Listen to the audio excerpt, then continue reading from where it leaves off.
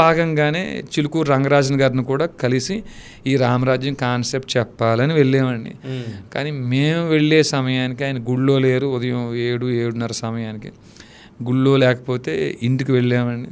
ఇంటికి వెళ్ళిన తర్వాత ఆయన ఎప్పుడు కిందే పడుకుంటారటండి ఆయన. ఎప్పుడైనా ఏదైనా వివిధ సందర్భాల్లో ఆయన కింద రిలాక్స్ అవ్వాలంటే మాత్రం పైకి వెళ్తారేమో మరి ఆయన, మనకు తెలియదు. పైన ఉన్నారని కూడా చెప్పారు వాళ్ళ తమ్ముడు. చెప్పేసి ఆయన లోపల వాళ్ళ నాన్నగారు సేవ కోసం వారు అన్నగారు మరి తమ్ముడు ఆయన ఆ సేవకు వెళ్ళిపోయారు.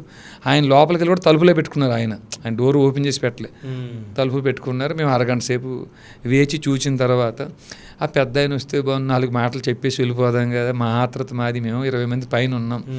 ఆ ఉద్దేశంతో పైకి మేము 4 వెళ్ళామండి. ఆ 4 నేను ఒకడిని. వెళ్ళే సమయానికి పైన కూడా కొంచెం పెద్ద ప్రాకారం ఉంది.